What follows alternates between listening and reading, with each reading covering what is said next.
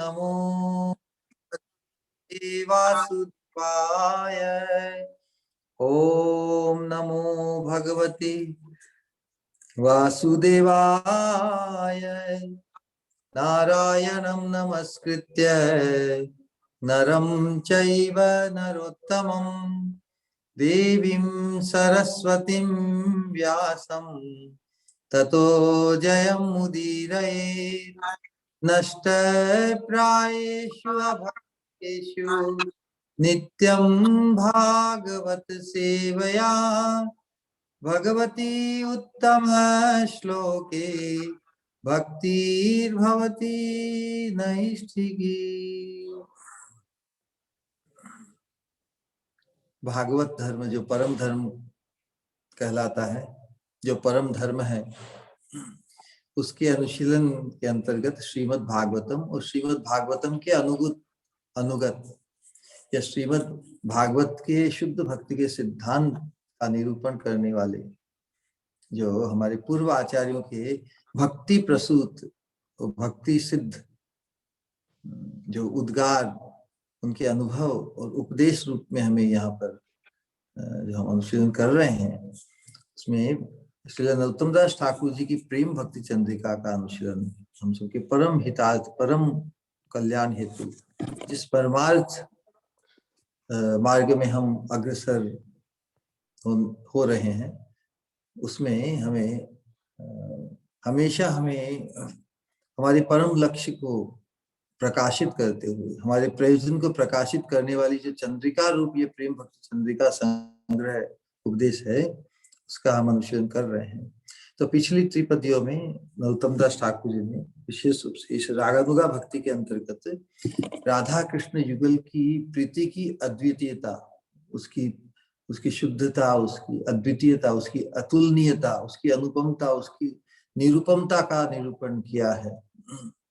और साथ में फिर प्रेयसी वरा श्रीमती राधा रानी के सौभाग्य का, राधा रानी की जो अवस्था है, राधा रानी का प्रेम इतना उज्जवल है, इतना उज्जवल है कि जो पूरे विश्व के नाथ हैं,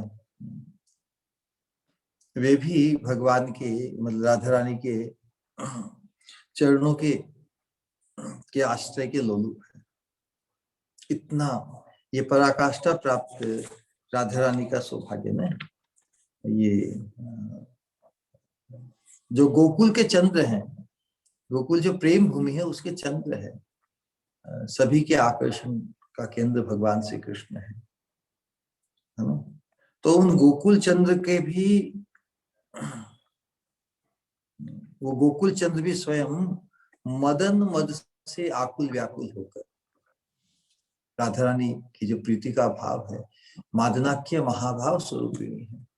जो प्रेम का स्वरूप क्या भाव है, और भाव में भी मादनाक्य महाभाव जो एक्सक्लूसिव एकमात्र हमारी स्वामिनी श्रीमती राधिका रानी का है। एक साथ उनमें जो प्रेम के जितने भी विकार एक साथ प्रकाशित होते हैं और भगवान उनकी उस प्रेम भाव की अवस्था को देखकर स्वयं लोलुप हो गए हैं। वास्तव में वो स्वयं श्रीमती राधा रानी बनना चाहते हैं, राधा रानी के भाव को देखकर। इसलिए कहा कि भाव राधिका माधुरी, राधा रानी के भाव राधिका माधुरी, राधा रानी का जो भाव है मादनाक्य महाभाव, उसकी माधुर्य का आस्वादन करने के लिए कि उस भाव में राधा रानी को कैसा सुख मिलता है, तो भाव राधिका माधुरी आस्वादन सुख काज, उस आस्वादन के प्रयोजन को सिद्ध करने के लिए जयति कृष्ण चैतन्य जय कली प्रगटे ब्रजराज, कलियुग में चैतन्य भगवान श्री कृष्ण ब्रजराज ही चैतन्य रूप में, चैतन्य महाप्रभु के रूप में अवतरित हुए। तो वैसे यही हमारी स्वामिनी श्रीमती राधिका रानी की सर्वोत्तम महिमा है कि जो पूरे विश्व के आनंद के स्रोत है, आनंद का विस्तार जिनसे है, वो स्वयं मदन मद से आकुल व्याकुल होकर पथ पथ पर जिनका अनुसरण करते हैं, जिनके पद मूल का आश्रय पाना चाहते, क्योंकि जो अवस्था राधा रानी की है उस अवस्था अवस्था को पाने के लिए कुछ रहस्य तो आश्रय तो उनका लेना पड़ेगा ना। जो जिसके आकर्षण का केंद्र होता है उसका आश्रय लेता है। तो राधा रानी की जो प्रेममय जो भाव अवस्था है वो भगवान श्री कृष्ण के जो गोकुल के चंद्र उनके भी आकर्षण का, तीव्र आकर्षण का केंद्र है। आकर्षण मतलब उस चीज को हम प्राप्त करना चाहते, जिसके प्रति आकृष्ट होते हैं, उसका सानिध्य, उसका संग, उसको पाना चाहते। तो भगवान श्री कृष्ण भी, गोकुल चंद्र भी राधा रानी के भाव का जो माधुर्य उसको चखने के लिए उनके आश्रित होना चाहते, उनके चरणों का लेना चाहते हैं। यही हमारी स्वामिनी का कि सर्वोत्तम महिमा है। तो हम जो जिन लोगों का चित्त इस वृंदावन की रस, वृंदावन की इस ब्रज की जो मधुर माधुर्य में उज्जवल रस, कांता रस, मंजरी भाव, जिसके अंतर्गत जो कृष्ण प्रेम की का परम सोपान है, तो जिनकी चित्तवृत्ति इस वृंदावन के इस अति उज्जवल परम रस की लालसा से भरा हुआ है, लालसा ही तो हमें, तो हमें उपदेश यही दिया गया उसमें कि राधा रानी का जो मादनाक्य महाभाव से आप्लावित भरा जो रूप है, रूप की चिंता करें, जिस रूप के प्रति कुल चंद्र भी आकृष्ट है। तो हमारी स्वामिनी का इतना उज्जवल सौभाग्य, परम सौभाग्य है। तो हम जिनके चरणों के आश्रय को पाना चाहते हैं, तो उनके इस अद्वितीय सौभाग्य का हमें स्मरण करना चाहिए। इस चीज का निरूपण राधा रानी की जो प्रेयसियों में श्रेष्ठ है, प्रेयसी वरा है श्रीमती राधा रानी, उनके स्वभाव का निरूपण इत्यादि है। उसके बाद में उन्हीं के सानिध्य में उनकी जो युगल की सेवा है, उसमें जो सखियों का सौभाग्य, सखियों के सुख का जो, सखियों का जो आनंद वो कैसा है, वो सखियों में भी विशेष रूप से हम जिस रूप में हमारी हम जो आकांक्षा करते हैं राधा रानी के चरणों की, दासी के मंजरी रूप, मंजरी भाव की जो हमारी लालसा है, चारों ओर से सखियों से घिरे हुए राधा श्याम सुंदर, उनकी सेवा में उनका जो प्रेम खिलवाड़ है, युगल की जो बड़ी ही मीठी मधुमयी अमृतमयी जो श्रृंगार रसमय लीला, उसका दर्शन कर रहे हैं और उनके आनंद वर्धन के लिए उनकी महिमा का गान, बड़े मधुर कंठ से उनकी लीला का गान भी चल रहा है। तो युगल मूर्ति के रूप गुण, उनकी लीला रस सिंधु में डूबे हुए सब तैर कर उसी प्रेम रस में परमानंद, युगल के आनंद वर्धन के लिए हर तरह से पूर्ण न्योछावर कुछ भी करने के लिए तैयार। तो उस सेवा सुख में ही, उस परमानंद में सब निमग्न है। निमग्न होते हुए भी जो किंकरी है राधा रानी के चरणों की, वो सेवा रस में निमग्न, मतलब रस का आस्वादन करते हुए भी उनका मुख्य ध्यान सेवा पर है। वो सेवा को भूलकर उस प्रेमानंद या माधुर्य में मग्न नहीं होती, डूबे रहते हुए भी उनका सेवा में ही ध्यान रहता है, क्योंकि सेवा ही उनको सबसे अधिक अभिष्ट है।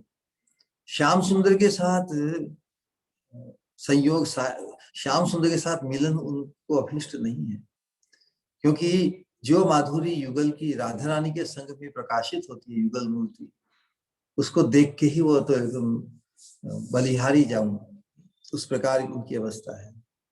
इसलिए सेवा कार्य में लगी रहकर ही वो युगल माधुर्य रस का आस्वादन करती है।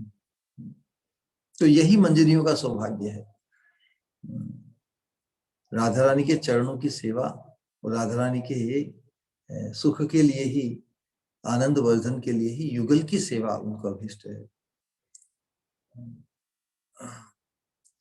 तो इससे ये एक बात स्पष्ट हो जाती है कि हम जिस भाव को प्राप्त करने की हमारी आकांक्षा इस प्रेम भक्ति चंद्रिका के अनुच्छेद से हुई है, जिस मंजरी भाव को हम प्राप्त करना चाहते हैं और मंजरी भाव के अनुरूप जिस रूप की आकांक्षा हम करते हैं,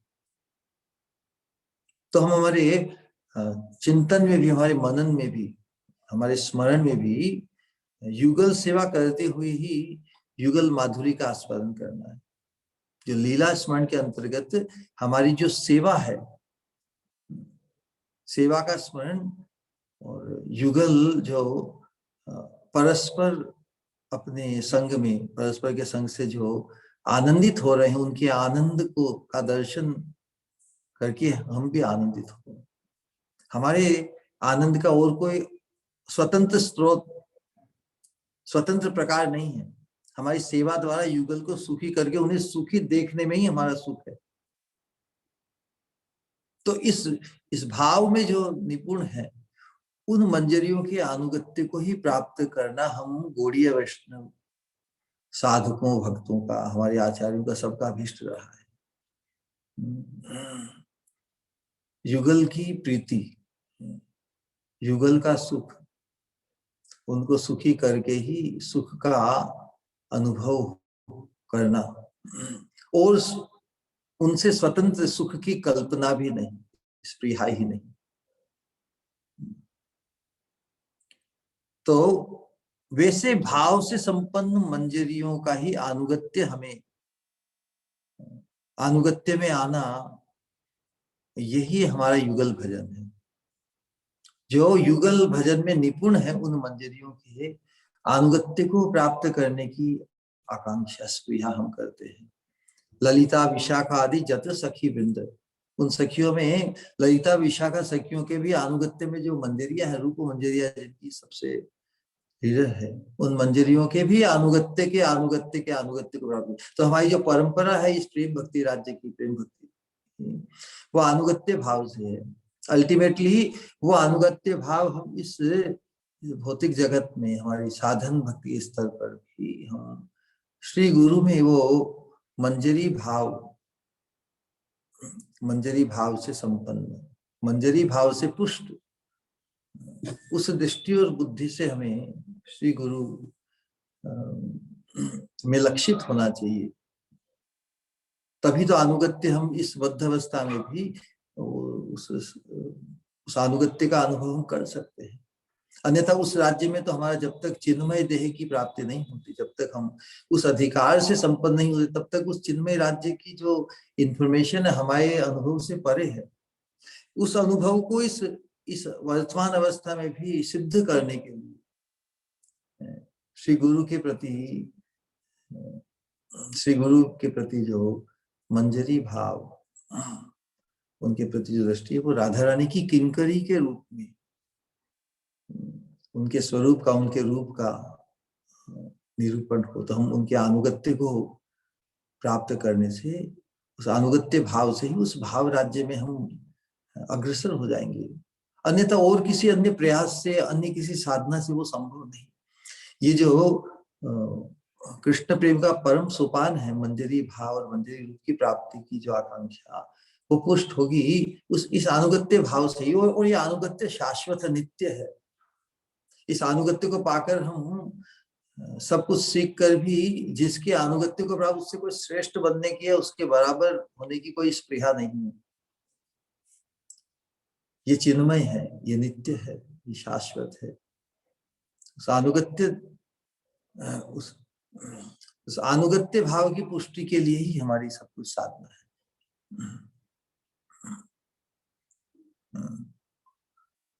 और वो अनुगत्य किनके संबंध से है? हमारी स्वामिनी श्रीमती राधा रानी के संबंध से है। जिनके अनुगत्य को हम प्राप्त करते हैं, उनका हमारी स्वामिनी राधा रानी के साथ अंतरंग संबंध है। इसी प्रकार श्री गुरु को भी जो राधा रानी की अंतरंग प्रिय मंजरी के रूप में, मंजरी के भाव में यदि ऐसा चिंतन करता है तो अनुगत्य धर्म अति शीघ्र पुष्ट होता है, क्योंकि और किस अनुगत्य को हम ढूंढने जाएं। इसलिए श्री गुरु ही सर्वस्व, श्री गुरु ही इस प्रेम भक्ति राज्य की जो हमारी प्रणाली है, जो मार्ग है, उसमें श्री गुरु का जो अनुगत्य है वो दिव्यता को, वो दिव्य बने, यही स्पृहा साधक को हमेशा रखनी चाहिए। तो उसी के अंतर्गत जो सौभाग्य का निरूपण किया गया, ये जो राधा किंकरी भाव की प्राप्ति है, ये निरूपण वेदों से भी अगोचर है। बताया ना पिछले कि वेद विधि अगोचर रतन वेदिर पर सेवो नित्य किशोर किशोर। वेदों में तो कर्म कांड है, ज्ञान कांड है, उपासना कांड है। उपासना कांड के अंदर प्राय विधि भक्ति के अंतर्गत बहुत से नियम कानून, फिर ऐश्वर्यमय भगवत स्वरूप, भगवान ऐश्वर्य रूप का ही निरूपण विशेष रूप से हुआ है।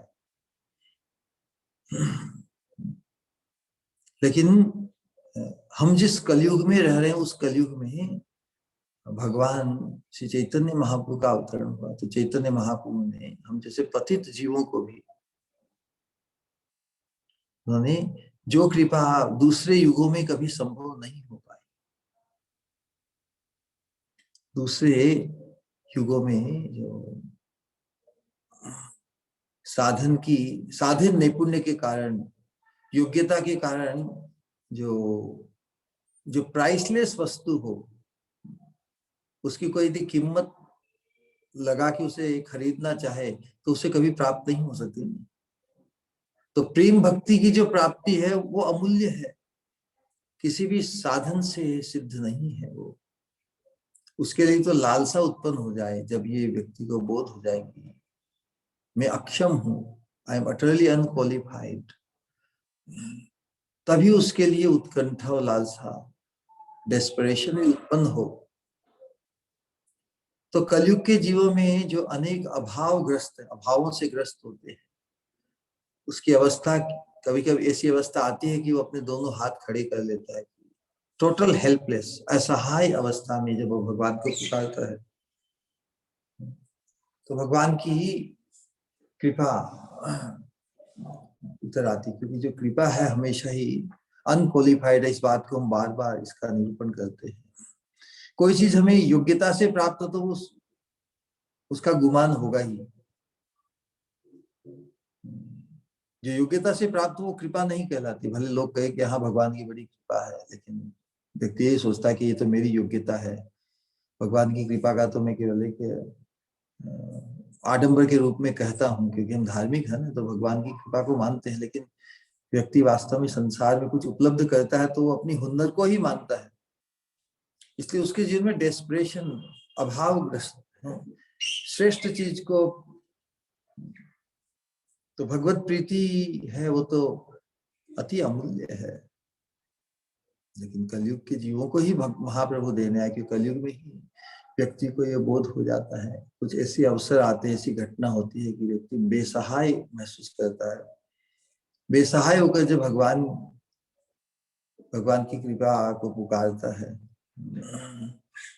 भगवान की प्रीति, तब उसके प्रति भगवान कृपा करते। तो चैतन्य महाप्रभु ने इस विशेष कलयुग में जो अनंत काल से जो प्रदान नहीं की गई उस प्रेम भक्ति को का अवदान देने के लिए, विशेष से ब्रज की ये जो माधुर्य में मंजरी भाव उपासना, यही परम अवदान जो दूसरे युगों में संभव नहीं हो पाया, क्योंकि कोई ये स्वीकार करने को तैयार नहीं कि मैं अयोग्य हूं।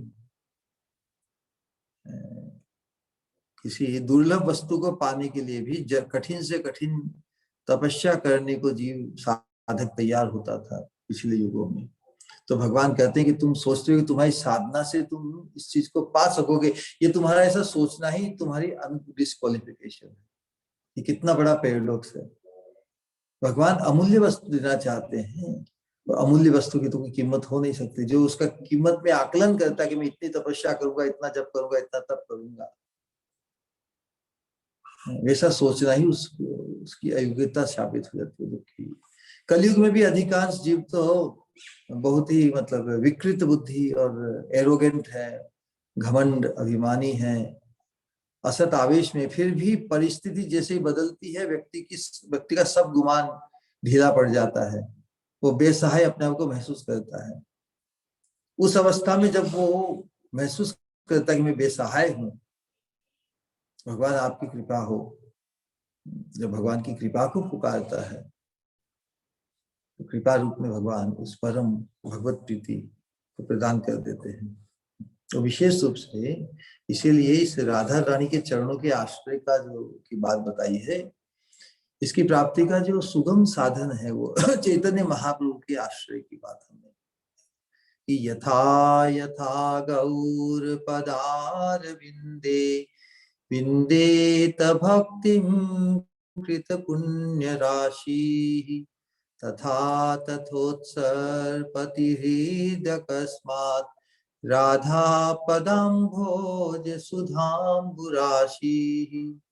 सुमंजरी भाव के उपासक को इस श्लोक को कंठस्थ करना चाहिए। इसमें कहने का आशय है कि जितने जितने प्रमाण में हम चैतन्य महाप्रभु के चरणारविंद में हमारी भक्ति को निवेशित करेंगे, उतने ही प्रमाण में तथा तथोत्सर्पति हृदय अकस्मात, हृदय में अकस्मात चमत्कार होगा। राधा पदाम्भोज सुधाम्बु राशि, राधा रानी के चरणों के मकरंद, वो क्या है? राधा रानी के चरणों की सेवा की लालसा, सेवा की स्पृहा, उत्कंठा, आकर्षण, राधा रानी के चरणों के आश्रय को की प्राप्ति का जो मकरंद है, जो रसायन है, उसकी प्राप्ति होगी। तथा तथोत्सर्पति हृदय, हृदय मतलब हृदय में, अकस्मात चमत्कार, अकस्मात होती चमत्कृत हो जाता है चित्त। राधा पदाम्भोज सुधाम्बु राशि, राधा रानी के चरणों की सेवा का जो मकरंद आस्वाद है उसकी प्राप्ति होती है। इसलिए जो पद्धति है, जिस पद्धति को प्रकाशित किया भगवान चैतन्य, तो चैतन्य महाप्रभु रूप में श्रीमती राधा रानी ही है, स्वरूप में वो भगवान श्री कृष्ण है। अंत है कृष्ण बहिर्गौर, अंतर में तो कृष्ण ही श्याम सुंदरी है, बहिर में राधा रानी के भाव के साथ उनके रूप और रंग द्युति भी की ओढ़नी ओढ़ ली है। तो जो चैतन्य महाप्रभु के चरणों का आश्रय लेते हैं, उन्हें राधा रानी के चरणों के आश्रय की गारंटी हो जाती है। अन्यथा राधा रानी के चरणों का आश्रय तो बहुत दुर्लभ है। तो इस भजन की जो दुर्लभता को स्थापित, तो कभी कभी प्रश्न हो सकता है कि भाई जो इतनी दुर्लभ वस्तु है, वो दुर्लभ वस्तु इतने योग्य श्रेष्ठ मुनियों को भी जिसका परिचय नहीं आप बता रहे हैं, सुखदेव गोस्वामी ने भी भागवत में ये जो राधा रानी के चरणों के आश्रय की उपासना है, जो युगल उपासना, वो अति रहस्यमय या दुर्बोध होने के कारण भागवत ने भी केवल थोड़ा इंगित किया है, विस्तार से वर्णन नहीं किया गया है। तो राधा रानी की जो नागर है भगवान श्री कृष्ण, तो भगवान श्री कृष्ण ही राधा रानी की उस प्रीति के भाव, उस श्रृंगार रसमयी लीला में राधा रानी का जो सुख है, राधा रानी का जो सौभाग्य है, उसको समझने के लिए, उसका अनुभव करने के लिए और उसका प्रचार करने के लिए कि मेरी स्वामिनी कितनी अद्वितीय है। राधा महिमा प्रेम रस सीमा जगते जानते की, जगत में राधा रानी की महिमा, उनका सौभाग्य, उनकी सुपरलेटिव पोजीशन, राधिका पर देवता, सर्व लक्ष्मीमयी, सर्व कांति सम्मोहिनी परा, इस चीज का निरूपण पिछली त्रिपदी में राधा रानी जो प्रेयसी वरा है उसका जो निरूपण किया गया, उसको प्रकाशित करने के, उसको प्रचारित करने के भगवान स्वयं उस भाव को लेकर चैतन्य महाप्रभु के रूप में हमारे बीच में आए, है ना। तो ये जो वेद विधि अगोचर अति रहस्यमय उपासना, ये भजन हम कलयुग के जीवों को ही देकर असाधारण सौभाग्य, जो असाधारण सौभाग्य, जो सौभाग्य दूसरे युगों में भी संभव नहीं हो पाया जीवों का। इसलिए जो चैतन्य महाप्रभु के चरणों में शरणागत होते हैं, वो मनुष्य वेद विधि से अगोचर, वेद धर्म का आश्रय लेकर पूर्व युगों में जो जो साधना या जो जो सोपान प्राप्त किया, उनके भी अगोचर श्री श्री राधा कृष्ण का भजन है ना, हमें चैतन्य महाप्रभु के आश्रित होकर करना होगा। तो प्रश्न हो सकता, भाई इतनी दुर्लभ वस्तु है, वो श्रेष्ठ मुनियों और ज्ञानियों, ध्यानियों, मानियों, सम्मानियों को भी जब प्राप्त नहीं हुई, जिसका परिचय भी प्राप्त नहीं कर सके, वेद शास्त्रों में भी स्पष्ट जिसका वर्णन नहीं मिलता, ऐसी रहस्यमय श्री राधा कृष्ण की और इस मंजरी भाव से, मंजरी रूप को पाने की आकांक्षा रूप राधा कृष्ण के चरणों में भक्ति का हमें अनुसंधान करना है, जो श्रेष्ठ से श्रेष्ठ मुनियों को भी प्राप्त नहीं हो सका, उसकी क्या गारंटी कि हमें प्राप्त हो जाएगा हम जैसे जीवों को। तो यदि तुम्हारा विश्वास नहीं हो कि उनके लिए भी दुर्लभ तो हमें सुलभ होगी, ये तो बड़ी विचित्र बात लगती है। तो प्रबोधान सुश्री कहते हैं कि ठीक है, आपका संशय ठीक है, लेकिन जिस कृपा को लुटाने के लिए भगवान श्री चैतन्य महाप्रभु आए हैं, उनकी कृपा का विचार कीजिए। इसलिए सभी संशय को छोड़कर श्री चैतन्य महाप्रभु के चरणों में शरणागत हो। ऐसा करने से इस रहस्यमय भजन का सौभाग्य या अधिकार निश्चित रूप से तुम्हें प्राप्त हो जाएगा। ये मानकर अपने आप को वंचित मत करो कि भाई हमारा उतना अधिकार नहीं है, ना हमारी योग्यता है। जब इतने योग्य श्रेष्ठ मुनि ज्ञानी लोग भी जिसका अनुसंधान नहीं कर पाए, वो चीज के हमें मिलने की, ये तो शेख चिल्ली जैसा है, कोई कल्पना जैसी, विश्वास नहीं होता ना। जिस चीज की इतनी कीमत चुकाकर, मतलब जो चीज धनाढ्य व्यक्तियों को भी उपलब्ध नहीं, उस चीज की प्राप्ति फक्कड़ व्यक्ति को कैसे हो सकती है, वो कल्पना भी नहीं। लेकिन जब कृपा होती है, जब कृपा बरसती है, तो कृपा की तो कोई कीमत नहीं, कृपा तो अमूल्य होती है। जो चीज अपने धन से, अपनी योग्यता रूपी कीमत यदि कोई चुकाकर कोई किसी चीज को प्राप्त कर ले, तब तो योग्यता का विचार। लेकिन जो चीज इतनी अमूल्य हो कि उसकी कीमत किसी रूप में नहीं हो सके, और वो चीज यदि किसी को प्राप्त हो जाए, तो कृपा से संभव है, जो और किसी साधन से संभव नहीं। जैसे प्रबोधानंद सरस्वती कहते हैं कि तुम सभी संशय को छोड़कर चैतन्य महाप्रभु के चरणों का आश्रय ले लो। ऐसा करने से इस रहस्यमय भजन, इस अमूल्य सौभाग्य या अधिकार निश्चित रूप से मिलेगा तुम्हें, निश्चित रूप से मिलेगा, निश्चित रूप से मिलेगा। यथा यथा गौर पदार विंदे विंदेत भक्तिं कृत पुण्य राशि, तथा तथोत्सर्पतिरीद्यकस्मात् राधा पदाम्भोज सुधाम्बुराशि। तो इस दुर्लभ भजन का जो स्वरूप है, उसका निरूपण करते हुए, तो हमें जो इस मार्ग को जो प्रकाशित किया गया है, जिस सौभाग्य को, जिस सोपान पर हमें पहुंचाने का की योग्यता या जो कृपा किस प्रकार हम प्राप्त करें, इसको जो उजागर इस प्रेम भक्ति चंद्रिका में दिया गया, भले ही वो वेद विधि से अगोचर हो, या युगल भजन की जो दुर्लभता बताई है, दुर्लभता इसी कारण क्योंकि इसका कोई इंडिकेशन नहीं है, और योग्य से योग्य व्यक्ति भी उससे वंचित रहे हैं। हम जैसे कलयुग जीवों को ये दुर्लभ भजन, युगल भजन की जो दुर्लभता जो प्रकाशित की गई है, लेकिन चैतन्य महाप्रभु के युग में वही सुदुर्लभ भजन भी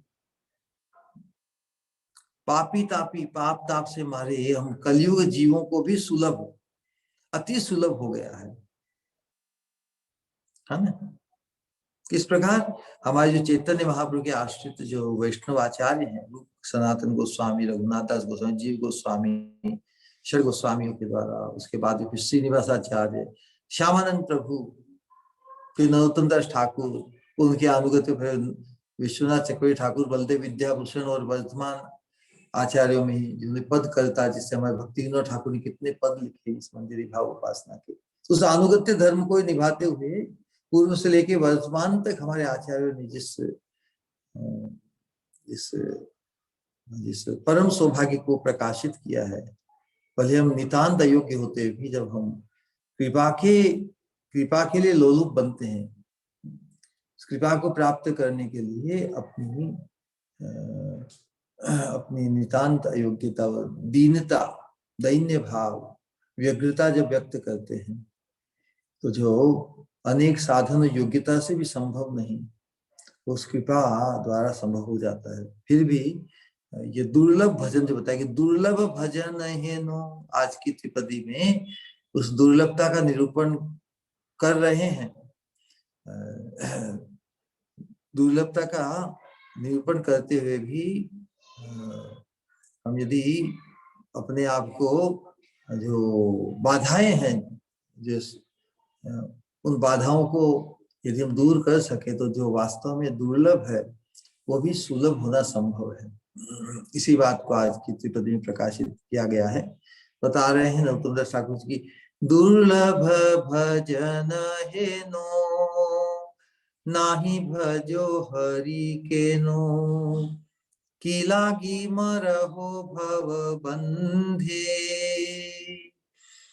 छाड़ो अन्य क्रिया कर्म, नाही देखो वेद धर्म, भक्ति करो कृष्ण पद द्वंद्वे द्वंद्वे। दुर्लभ भजन हेनो, नाही भजो हरि के नो। तो यहाँ पर जो कहने का आशय है, अपने मन को उपदेश देने के, दुर्लभ भजन जनो। तो दुर्लभ भजन के प्रति हम बद्ध जीवों का, हम साधकों की दृष्टि, ध्यान हमारा आकर्षित करने के लिए कर रहे हैं कि दूसरे युगों में बड़े बड़े साधकों और तपस्वियों, योगियों के लिए, ब्रह्मा महेश्वर आदि के लिए भी जो दुर्लभ ब्रज रस, दुर्लभ क्या है, इस ब्रज रस में प्रवेश, इस उज्जवल रस, ब्रज के उज्जवल रस में, उसमें भी मंजरी भाव से राधा रानी के चरणों के आश्रय को पाने की जो रीति है, जो प्रणाली है, वो दुर्लभ भजन, वो भजन अति दुर्लभ रहा पूर्व में बड़े बड़े महान भक्तों के लिए भी। ये दुर्लभ ब्रज रस का असमोध आस्वादन, जब सौभाग्य की पराकाष्ठा, सौभाग्य का जो परम सोपान है, तो उसमें आस्वादन भी असमोध होगा ना उसके समान। असमोध आस्वादन चैतन्य महाप्रभु ने स्वयं आस्वादन कर, हमने पिछली टिप्पणी में बताया कि चैतन्य महाप्रभु के राधा भाव से ही राधा रानी के सौभाग्य सुख का अनुभव नहीं किया, बल्कि मंजरी भाव से भी, मंजरियों का सौभाग्य, सखियों का सौभाग्य, चैतन्य महाप्रभु की लीला के अंतर्गत भाव के अनुरूप, कभी कभी राधा रानी के भाव में, कभी मंजरी भाव में, अलग अलग भावों के द्वारा उन्होंने आस्वादन किया। तो स्वयं आस्वादन करके जब वे अभिभूत हुए और आस्वादन से ओतप्रोत हुए, भरपेट आस्वादन किया ना, तृप्त होकर आस्वादन किया, तो फिर तृप्त होने के बाद में फिर उसी आस्वादन को बांटना चाहा उन्होंने। तो वही आस्वादन जो उन्होंने किया, उन्होंने कृपा करके हम कलयुग के जीवों के लिए वितरण भी किया। तो यहाँ बता रहे हैं कि दुर्लभ भजन है नो, नाही भजो हरि के नो। अब इस मनुष्य शरीर में आकर, इस धन्य कलयुग से चैतन्य अवतार, इस वर्तमान युग में चैतन्य महाप्रभु के युग में आकर भी यदि हमने मनुष्य देह पाकर भी, इतना सुंदर सुयोग पाकर भी यदि हम अपने आप को वंचित करते हैं, इस सुयोग से वंचित होते हैं, अथवा इस शुद्ध भजन का, प्रेम भक्ति चंद्रिका की इस पथ का अनुसरण नहीं करके, इसमें प्रवेश नहीं करके हम विषय भोग के पथ में ही विषयाशक्ति के संस्कार वश बस संसार के आहार विहार जितने भी अनुष्ठान प्रसंग होते हैं, बस प्रेम भक्ति के विचार के स्पर्श छाया से भी कोई लेन देन नहीं। इस प्रकार लोगों के जीवों की अनुवृत्ति संसार के विषय रस में, संस्कार ही ऐसे जटिल हैं और संस्कार जिसे सहज द्वितीय स्वभाव बन जाता है, जो अंग्रेजी में कहते सेकंड नेचर। इन विषयों में आसक्त रहकर संस्कार के वश सामाजिक पारिवारिक जो परंपराएं हैं, धारणाएं हैं, विचार हैं, आहार विहार, उसमें जो सुख है उसमें ही सुख, उस सुख को ही वास्तविक मानकर, उस सुख में उसको सुख, उसके सुख मानकर ही उसी में उसकी प्राथमिकता आ जाती है। तो ये दुर्लभ मनुष्य शरीर पाकर भी जो मुख्य उद्देश्य को सिद्ध नहीं कर पाता। संस्कार कितने बांधे देते हैं जीव को, जन्म से मृत्यु पर्यंत वो श्रेष्ठ वस्तु को नहीं पहचान पाता। ये संसार में धर्म की जकड़ कितनी जटिल है, किस प्रकार धर्म के प्रपंच से मुक्त हो। पशु वृत्ति अधर्म त्याग कर व्यक्ति धर्म में प्रतिष्ठित होकर फिर धर्म से उत्तीर्ण होना चाहता ही नहीं, सोचता कि धर्म में ही मैं निपुण होकर सब कुछ उपलब्ध कर, लेकिन उसकी आकांक्षा है तो इस नश्वर शरीर और शरीर के संबंध से ही स्वर्ग की प्राप्ति या जो कुछ प्राप्ति है, वो अपने आप को ये देह मानकर ही देह को ही यदि स्वर्ग का सुख प्राप्त हो जाए, देह को ही यदि सभी इंद्रियों की तृप्ति बिना किसी रुकावट के हो जाए, देखिए ना ये देह का आवेश संस्कार कितना जबरदस्त जटिल है। तो शुद्ध भजन का आश्रय नहीं लेकर विषयों की आसक्ति के संस्कार वश इस आहार विहार इसी मानव दुर्लभ मानव जीवन को बिताता है, मुख्य उद्देश्य को पुष्ट नहीं कर पाता, तो बार बार उसे शरीर लेना पड़ता है, बार बार उन्हीं असत जड़ीय सुख की आकांक्षाओं की पूर्ति के लिए ही उसका प्रयास रहता है जीवन भर, बार बार जन्म मरण आदि के कराल ग्रास में पड़कर चिर भव बंधन, अनंत जन्मों के भव बंधन में ही वो बद्ध होकर रहता है। यह रहना पड़ेगा, ऐसा कह सकते हैं, इसमें कोई संदेह है क्या? नहीं। तो जो साधक जागृत हो जाता है, जो जाग जाता है, बोलता है कि अरे इसका दुष्परिणाम क्या होगा, जो अवसर, जो महासौभाग्य, महावरदान महाप्रभु देने आए हैं, उस सौभाग्य को उजागर करने के का अवसर हमें मिला है, उस सौभाग्य को हम उजागर ही नहीं करें और उस जड़ीय आवेश में ही सुख आमोद प्रमोद में ही हम जीवन बीतता चला जाएगा और मृत्यु आ जाएगी और हम वंचित हो जाएंगे। तो वंचितोस्मि न संशय। कब साधक इस बात में जागृत होगा कि मैं वंचित ही रह गया, मैं वंचित ही रह गया, मैं वंचित रह गया, मैं वंचित रह जाऊंगा, मैं वंचित रह जाऊंगा, मुझे वंचित नहीं रहना है। मालूम नहीं है अवसर बाद में कब आएगा, वर्तमान में जो अवसर मिला है उसी को ही भुना लो, उसी अवसर का पूर्ण लाभ होना उठा जाए बुद्धिमान व्यक्ति को। तो मनुष्य को समझाने के लिए ही कितने हमारे आचार्यों ने कितना प्रयास किया है, कितने पद लिखे हैं मनुष्य शरीर की नश्वरता, असारता, संबंधों की असारता। तो जब किसी के जीवन में साधु दृष्टि से, परमार्थ की दृष्टि से किसी के जीवन में संसार में शरीर और शरीर के संबंध में जो उसकी प्रवणता, उसमें जो उसकी फसाहट है, कोई राह नहीं दिखती, कोई एग्जिट नहीं दिखता किस प्रकार उस फसाहट से वो मुक्त हो। लेकिन फिर भी सत्संग जिसके जीवन में प्रवेश किया है, जिसके जीवन में महत्व पुरुषों का संग प्राप्त हुआ है, उन्हें एक दृष्टि मिलती है,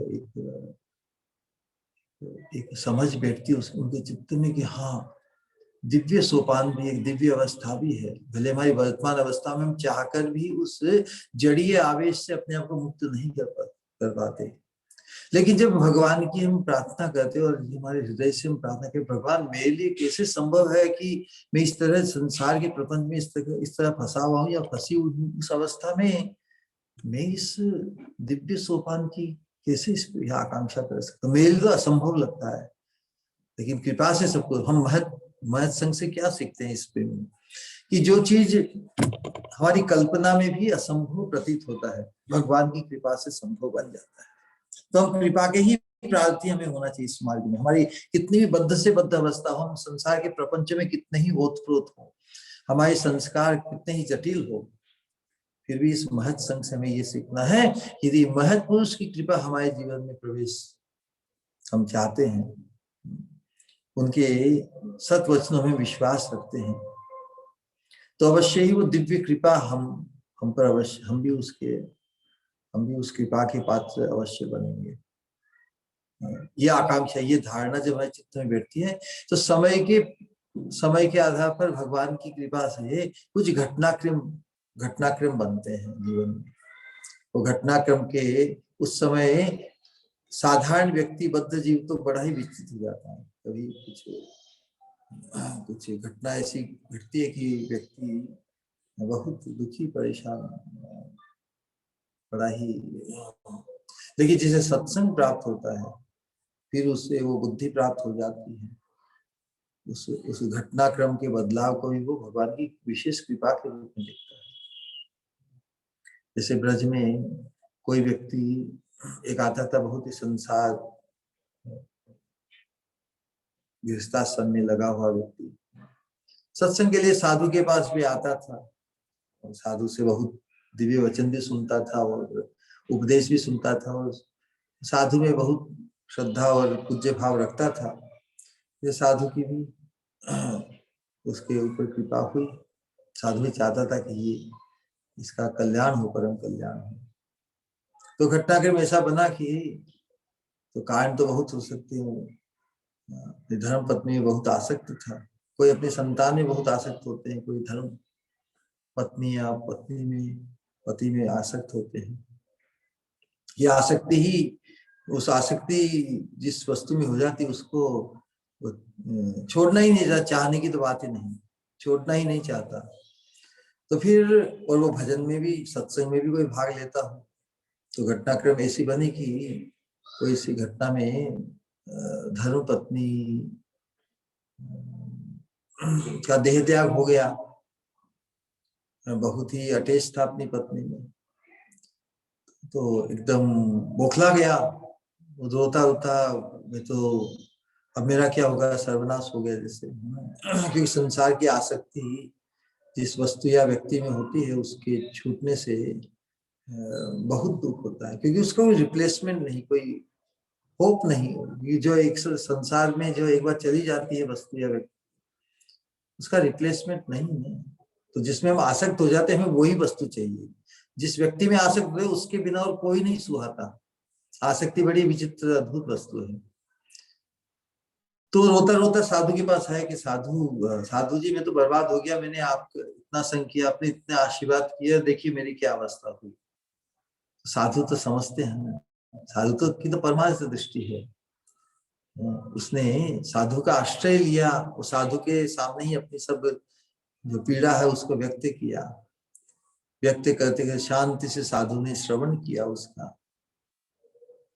तो साधु ने कहा, बेटा भलो भयो तेरी मटकी फूटी,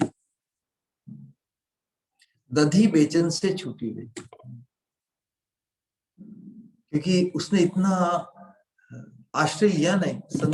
यदि वो महत संघ का आश्रय नहीं लेता तो अपनी अवस्था से विचलित, दुखी हो जाता, एकदम परेशान हो जाता, पागल हो जाता व्यक्ति। ले महत संघ के कारण उसकी पारमार्थिक जो दृष्टि वो जागृत हो गई। यहाँ पर पारमार्थिक दृष्टि की ही बात बता रहे हैं कि पारमार्थिक दृष्टि जब जागृत हो जाती है तो हम जो अनेक विकल्प होते हैं संसार के भोग में, संसार के दृष्टिकोण से, उन विकल्पों का निकाल हो जाता है, फिर एक ही विकल्प है, पारमार्थिक दृष्टि एकांतिक हो जाती है। फिर वो द्वैत या टकराव नहीं होता कि पारमार्थिक परमार्थ की तरफ बढ़ूं या संसार के आवेश में भी बढ़ूं। नहीं, महत् पुरुष की जिसपे कृपा होती है उसके जीवन में ऐसे घटनाक्रम बनते हैं कि जिससे उसकी फिर पारमार्थिक दृष्टि एकांतिक हो जाती है। पारमार्थिक दृष्टि पर के लिए और कोई दूसरी दिशा या भटकाव नहीं रहता। तो वास्तव में उसी को समझाने के लिए नरोत्तम दास ठाकुर जी द्वितीय त्रिपदी में कह रहे हैं कि छाड़ो अन्य क्रिया कर्म।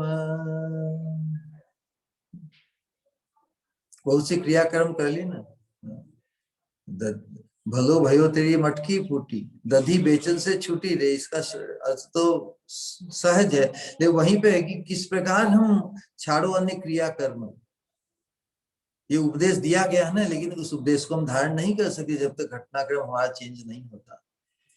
हाँ, महत् पुरुष में यदि किसी की आसक्ति हो गई तो वो तो जीते जी ही इस प्रपंच में रहते रहते ही प्रपंच के कर्तव्य निभाते हुए भी वो उसकी जो आसक्ति महत् पुरुष में हो गई तो फिर वो अन्य क्रियाओं को क्रियाक्रमों को करते हुए भी उसका आवेश जड़ संसार में नहीं होगा।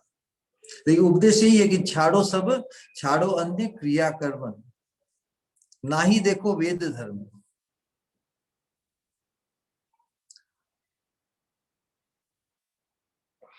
क्रियाकर्म को लौकिक लौकिक धर्म, पारिवारिक सामाजिक इत्यादि परंपरागत। और वैदिक धर्म मतलब जो चंदल जो वर्णाश्रम धर्म के जो हमारे नियम विधि निषेध इत्यादि उनका पालन। भक्ति करो कृष्ण पद द्वंद्वे। तो अन्य क्रियाकर्म का मतलब ये कि कृष्ण भजन के अतिरिक्त हमारे इस शरीर और शरीर के संबंध से जो सुख सुविधाजनक जो माइक क्रियाकर्म है, माइक क्रियाकर्म अर्थात मैं शरीर हूं और शरीर के संबंध ही मेरे हैं। मैं मेरी की जो मिस आइडेंटिफिकेशन है उसको जो पुष्ट करने वाले कर्म है उनको नहीं। कर्म किए बिना तो जीवन का निर्वाह नहीं होता। लेकिन कर्म करते समय यदि आवेश इस भाव से रहे कि ये शरीर ही मैं हूँ, शरीर के संबंध से ये मेरी पत्नी, ये मेरा पुत्र, ये मेरा बेटे का बेटा, ये मेरा घर, ये मेरा परिवार, ये मेरा समाज, ये मेरे सगे संबंधी। इस आवेश को पुष्ट करने के लिए तो फिर कर्म बहुत ही कुछ भी करने को तैयार हो जाता है व्यक्ति। मेरे इस नश्वर देह ही मैं हूँ, नश्वर देह के संबंध से दूसरे जो नश्वर शरीर है वही मेरे सगे संबंधी है। ये मिस आइडेंटिफिकेशन जब तक रहेगा तभी तक वो जो अनेक प्रकार की कर्म क्रिया कर्म का आवेश रहेगा।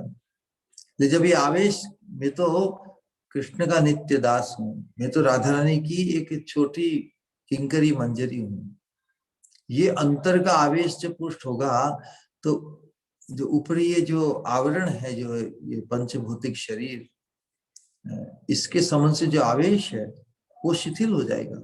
ऐसा नहीं कि हम क्रियाकर्म नहीं करेंगे, लेकिन हमें और उस देह के संबंध को पुष्ट या स्थापित उस आवेश को पुष्ट नहीं करना है।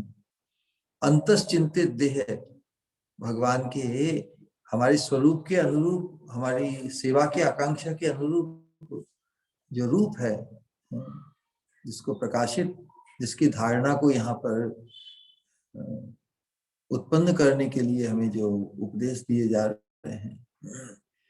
आवेश अंतस चिंतित देह का हमारा आवेश दिव्यता होगा तो नश्वर शरीर के संबंध से जो हम व्यवहार निभाते हैं वो फिर बाधक नहीं बनेगा, क्योंकि मुख्य आवेश एक में ही रहेगा। मुख्य आवेश को पुष्ट करने के लिए ही शरीर के पालन पोषण के लिए, शरीर के व्यवहार, सामाजिक परिवार व्यवहार को निभाने जितना ही आवेश हमारा रहेगा। वो यदि कम ज्यादा हो तो कोई चिंता नहीं, उसकी पुष्टि इतनी ना हो तो इतनी चिंता की कोई बात नहीं, लेकिन मुख्य आवेश में विकृति नहीं आनी चाहिए, मुख्य आवेश से कॉम्प्रोमाइज नहीं करना है।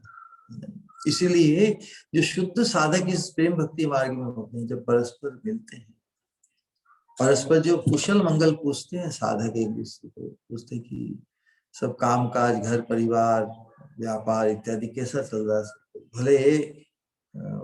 भले इतना अनुकूल नहीं हो, फिर भी कहते कृष्ण की कृपा से सब कुछ अनुकूल है। देखिए शुद्ध भजन में जो निपुण है, शुद्ध भजन में जो है, वो संसार के दृष्टिकोण से जो हानि, लाभ के बदले हानि हो, जीवन के बदले मरण हो, यश के बदले अपयश हो, फिर भी बोलते कि भगवान की कृपा से सब कुछ अनुकूल ही है।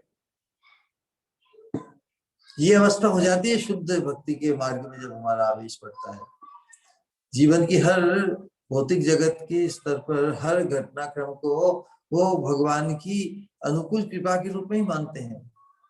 कौन चाहता है कि हानि हो, कौन चाहता है कि अपयश मिले, कौन चाहता है कि किसी की मृत्यु हो। यहाँ पर जो प्रियतमा की मृत्यु हुई, उसको भी भगवान की कृपा के रूप में अवलोकन करने के लिए साधु कहते हैं कि भलो भयो तेरी मटकी फूटी, दधी बेचन से छुट्टी दे। क्योंकि उस संबंध, उसके आवेश में हम कितना बंधे हुए होते हैं, तो उस आवेश से भगवान ने छुड़ाया ना। तो उसी प्रकार जागृत साधक के जीवन जो भी घटनाक्रम होता है, वो भगवान की कृपा के रूप में, उसको विपरीत वो देख ही नहीं पाता, क्योंकि सब कुछ भगवान के अंकुश में है। तो भगवान के द्वारा अनुमोदित होकर ही कोई घटना घटती है ना, हमारे जीवन में कोई प्रवेश करता है और कोई हमारे जीवन को छोड़ता है। जीवन मरण, कोई घटना से हमें लाभ हो जाता है, धन का या दूसरी चीजों का, किसी घाटा हो जाता है, तो धन हो तो वो तो भगवान की कृपा है, ये तो अनुभव सभी मानते हैं, करते हैं, स्वीकार। लेकिन हानि में भी भगवान की कृपा हुई, ऐसा अवलोकन, ऐसी समीक्षा तो केवल जागृत साधक ही कर सकता है, क्योंकि भगवान के अंकुश, भगवान के अनुमोदन से ही सब कुछ घटनाक्रम होता है। ये चीजें जागृत साधक समझता है, तो हर अवस्था में ही वो अनुकूलता ही मान। लेकिन जब भजन की बात है, भजन साधन कैसा चल रहा है, तो भजन में ही वो अतृप्ति व्यक्त करते हैं, भजन में ही असंतुष्ट, क्योंकि भजन ही पर्याप्त नहीं होता, भजन ही नहीं हो पाता। कैसी अद्भुत बात है। तो वो अवस्था हम सभी, जब हमारी जागृति पूर्ण होती है, तब हम केवल एक ही चीज को लेकर अतृप्त रहते हैं, अपने भजन को लेकर ही, है ना।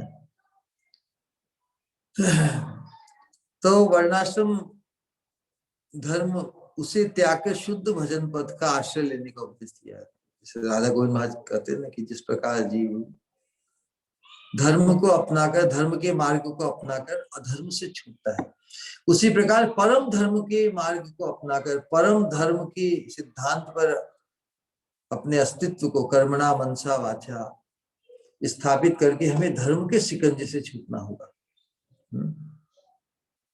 क्योंकि ये तो हम बार बार सुनते हैं कि भाई जीव स्वरूप श्री कृष्ण का नित्य दास है, इसलिए श्री कृष्ण सेवा वासना ही उसका अंतरंग विलास है, उसके स्वरूप, उसका स्वरूपगत धर्म है।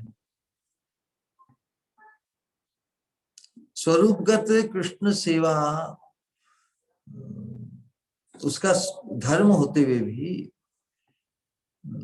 विस्मृति के कारण, अज्ञान के कारण, माया के प्रभाव से, माया में ही हम बद्ध जीवों को, हमारी जो अवस्था है, भगवान ने अपने उद्देश्य से, या लीला, ये सृष्टि लीला कहो या प्रपंच लीला कहिए, सृष्टि लीला और भगवान की नित्य लीला, तीन प्रकार की लीलाएं हैं, सृष्टि लीला और संसार लीला। संसार करने से जीवों की उसमें जो फसाहट या जीवों की अवस्थिति है, इस सृष्टि मतलब ये जो जड़ प्रकृति, ये पंचभौतिक, पंचभूतों की और जो सूक्ष्म तत्वों की। लेकिन संसार लीला, संसार करने से जीव जिस प्रकार इस संसार वासना को लेकर प्रतिष्ठित है, तो संसार लीला है। तो सृष्टि लीला का प्रयोजन भी संसार, ये जीवों के उत्थान के लिए अल्टीमेट, आपात दृष्टि से लगता है कि जीवों को भोग विलास की सुविधा प्रदान करने के लिए भगवान ने सृष्टि की, लेकिन इवेंचुअली अल्टीमेटली इस प्रकार वो आत्मा का जो परम लाभ है, प्रेम भक्ति की प्राप्ति को प्राप्त हो, उसकी व्यवस्था भगवान ने संसार लीला में की है। संसार में ही तो भगवान अवतरित होकर अपनी योग माया के प्राबल्य को दिखाकर जीव जो महामाया के प्रकोप में से आक्रांत है उन्हें भी आकृष्ट किया है ना। तो ये भगवान की व्यवस्था के अंतर्गत सब कुछ चल रहा है। तो ये जो शुद्ध भजन, तो हमें वर्णाश्रम धर्म जो केवल संसार के अंतर्गत ही अधिक भोग और अधिक सुख को लक्ष्य करते हैं, इस वर्णाश्रम धर्म से भी ऊपर उठकर हमें परम धर्म, शुद्ध कृष्ण प्रीति, और शुद्ध कृष्ण प्रीति का जो परम सोपान है मंजरी भाव की प्राप्ति, हमें उस मंजरी भाव से संपन्न महत् पुरुषों श्री गुरु वर्ग के अनुगत्य को हम प्रीति पूर्वक स्वीकार करने से हम भी उस भाव से संपन्न होकर हमारी भी आकांक्षा एकमात्र उस दिव्य रूप की प्राप्ति, उस दिव्य देह की प्राप्ति के लिए हो जाएगी, और उसी की चिंता हमारे मनन में, हमारे अनुशीलन में, स्मरण में होगी। तो ये मनोविज्ञान है ना कि जिस हमारी चेतना में जिसके प्रति आसक्ति उत्पन्न हो जाती है, जिसके प्रति रति उत्पन्न हो जाती है, वही गति हमारी, जेहि मति, जिसमें रति उसी में मति और उसी की गति, ये सूत्र है। जिसमें रति उसी में मति तो सही गति। तो तीनों तो रति ही क्रिटिकल है। तो रति यदि हमें दिव्य वस्तु या व्यक्ति में हो जाए तो उसी में हमारी मति हो जाएगी, वो मति उसमें यदि निष्ठ हो जाएगी तो मति के अनुरूप ही हमारी गति। यही भगवान की व्यवस्था है। तो बहिर्मुख जीव को किस प्रकार इस तरफ उसके दिव्य सौभाग्य को जगाया जाए, उसको प्रकाशित किया जाए, क्योंकि बद्ध जीव तो स्वतंत्र भाव से इस जड़ संसार की वस्तुओं में ही सुख देखते हुए, सुख को लक्ष्य करते हुए भोग वासना परायण होता है। तो क्या होता है कि उस स्वरूप तो वो कृष्ण का नित्य दास है, उसके स्वरूप के अनुरूप जो सेवा वासना है, लेकिन बहिर्मुख जीव की जो मिस आइडेंटिटी, बहिर्मुख जीव अर्थात अपने आप को जो उसका जो आत्म स्वरूप है कृष्ण के संबंध से, उसकी विस्मृति के कारण स्वतंत्र रूप से वो अपने आप को ये शरीर ही मानता है, और शरीर की इंद्रियों के माध्यम से ही उसकी जो वासना है, आत्मभाव से उसकी वासना क्या है? कृष्ण की सेवा। लेकिन शरीर को ही आत्मा मानता है, तो उसकी जो शुद्ध वासना है, कृष्ण सेवा वासना, वो उसके शरीर और इंद्रियों के माध्यम से बस शरीर और इंद्रियों के भोग को पुष्ट करने के लिए ही उसमें उसकी वासना विकसित होती है। तो जो कृष्ण सेवा की जो वासना है वो देह और इंद्रियों की सेवा वासना में बदल जाती है कि मैं शरीर की सेवा करूं, और शरीर के संबंध से जो मेरे हैं, मैं ये शरीर और मेरे शरीर से संबंधित जो दूसरे जो मेरे शरीर को सुख देते हैं, मेरे मन को सुख देते हैं, उनकी सेवा वासना में बदल जाती है। इसलिए अनंत जन्मों से जीव का प्रयास इस शरीर और शरीर के संबंधों की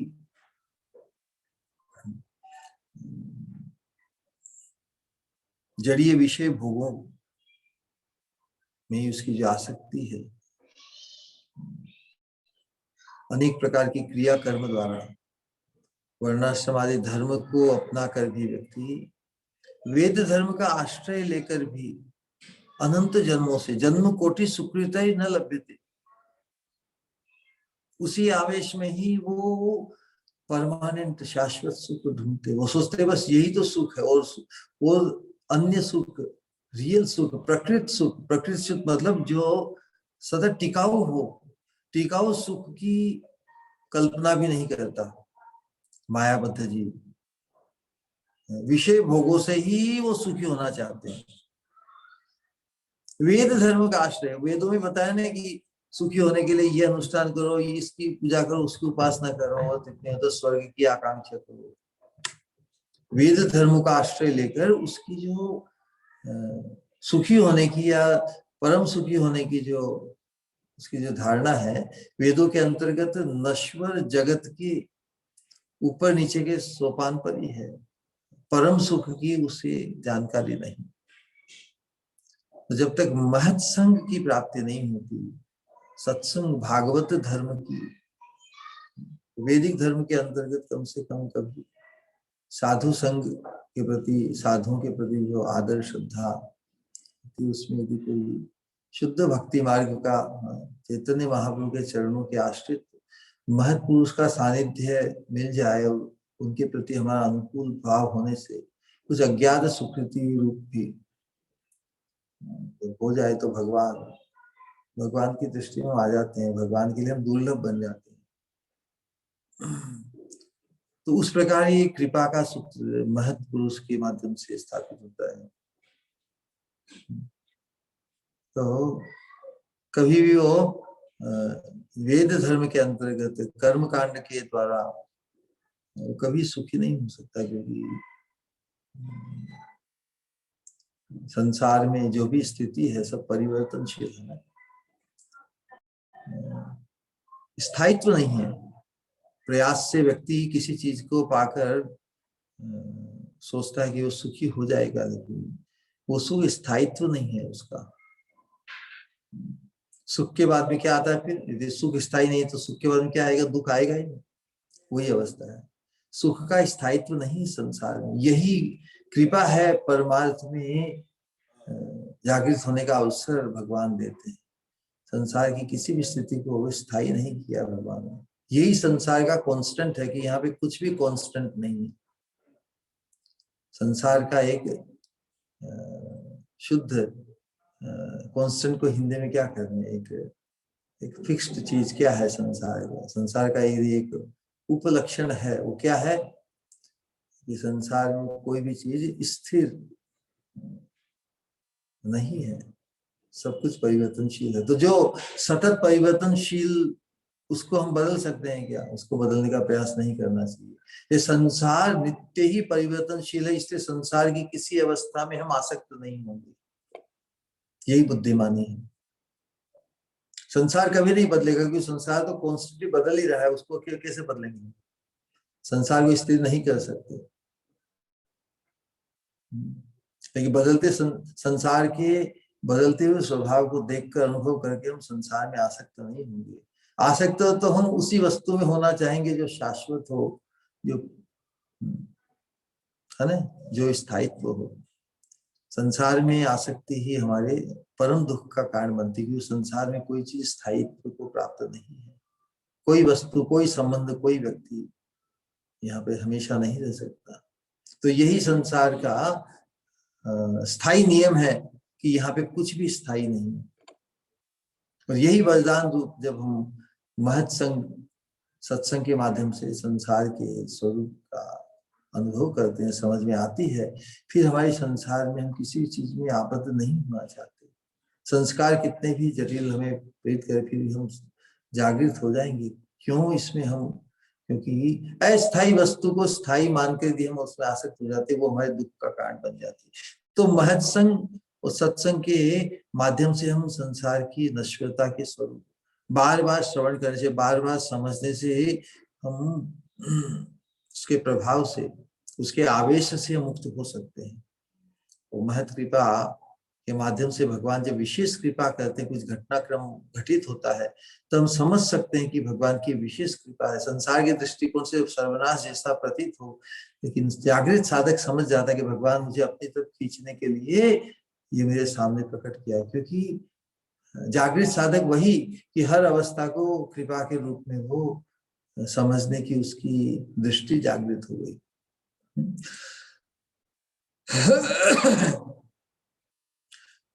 तो फिर इस भक्ति मार्ग ये जो प्रेम भक्ति मार्ग, इसमें प्रवेश किए बिना और फिर दुखमयी दुख से निस्तार पाने का और कोई उपाय नहीं है ना। ना ही देखो वेद धर्म भक्ति करो कृष्ण पदे द्वंद्वे, भगवान के चरणारविंद में हम भक्ति करनी। देखिए जो भजन की दुर्लभता इसलिए बताई कि संस्कार के कारण जीव जब तक महत संग की कृपा को प्राप्त नहीं करता तो भगवान के चरणों का आश्रय लेना मुश्किल है। शास्त्र में ब्रह्मा जी की स्तुति तृतीय स्कंद में ब्रह्मा जी बता रहे हैं जीवों की जो विचित्र अवस्था को देखिए। भगवान जब तक ये जीव तुम्हारे चरणों का आश्रय नहीं लेते तब तक अविद्याग्रस्त रहते। लेकिन ये शाम च एव भगवान जयेद अनंत, ये शाम ऐसे भगवान दयेद अनंत, भगवान अनंत दयालु होते हुए भी सर्वात्मना श्रित पदो यदि निर्विलिक, निष्कपट भाव से भगवान के चरणों का आश्रय ले। ये चीज प्रकट ब्रह्मा जी कर रहे हैं। सर्वात्मना श्रित पदो यदि निर्विलिक, मतलब निष्कपट भाव से कोई भगवान के चरणों का आश्रय तो भगवान उसमें कृपा करते हैं, क्योंकि भगवान अनंत दयालु है। ये शाम चाहिए भगवान दयेद अनंत, अनंत कृपाशील है भगवान। तो कोई निष्कपट भाव से उनके चरणों का आश्रय ले तो भगवान उस पर कृपा करते हैं। लेकिन ये दो शर्त हो गई। बद्ध जीव कैसे निष्कपट भाव से भगवान के चरणों का आश्रय लेगा, संभव नहीं है। तो निष्कपट भाव से भगवान के चरणों का आश्रय कौन संभव बनाते हैं? महत्पुरुष। तो जिसकी महत्पुरुष में श्रद्धा हो जाती है, महत्पुरुष के मोस्ट ब्लेसेडनेस वो जो आकलन कर लेता है, मोस्ट ब्लेस्ड, सबसे शुद्ध, सबसे श्रेष्ठ व्यक्ति के रूप में, सबसे श्रेष्ठ भक्त के रूप में जो महत्पुरुष, जिस महत्पुरुष में हमारी श्रेष्ठ भक्त के रूप में दृष्टि और बुद्धि जागृत हो जाती है, तो उनके मार्गदर्शन में हमारा जीवन भी भगवान के चरणों में निष्कपट भाव से आश्रित होने का मार्ग हमें मिल जाता है। ते दुस्तराम अति तरंती च देव में, वे व्यक्ति ही जिनकी महत्पुरुष में शुद्ध भक्त के रूप में, श्रेष्ठ भक्त के रूप में बुद्धि और दृष्टि जागृत हो जाती है, वे लोग ही इस नश्वर जगत के आवेश से मुक्त हो जाते हैं। ते दुस्तराम अति तरंती च देव मायाम नेशाम ममाहम इतिदीश्वर श्रगाल भक्ति। अन्यथा तो फिर इस में ये शरीर और मेरे शरीर के संबंध से ये इनमें ही बुद्धि इतनी आबद्ध होती है, उस शरीर में हमारी आसक्त बुद्धि रहती है, जो शरीर गीदड़ों और कुत्तों का भक्ष्य है। जब शरीर नष्ट हो जाता है पशुओं का ही तो शिकार भोजन बन जाता है, भक्ष्य। ऐसे शरीर में आसक्ति तब तक ही रहती है जब तक भगवान के चरणों का आश्रय हमें उपलब्ध नहीं होता, और भगवान के चरणों का आश्रय तब तक उपलब्ध नहीं होता जब तक हम शुद्ध भक्त के चरणाश्रित होकर महत्पुरुष में हमारी शुद्ध भक्त के रूप में या श्रेष्ठ परम मोस्ट ब्लेसेड, इसको हिंदी में कैसे कहेंगे, मोस्ट परम सौभाग्यशाली शुद्ध भक्त के रूप में जब तक हमारी बुद्धि और दृष्टि दोनों जागृत नहीं हो जाती कि उनके प्रति हमारा आकर्षण होने से ही हमारा भजन निष्कपट होगा। अन्यथा तो हम संसार के आवेश से ही, संसार के संकल्पों से ही, सकाम वासनाएं संसार की रखते हुए ही भजन होगा, वो निष्कपट नहीं होगा।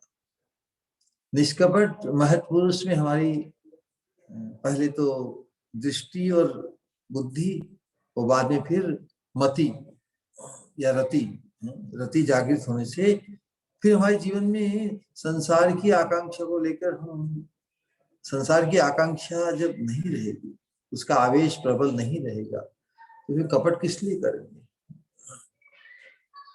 तो यही अवस्था है।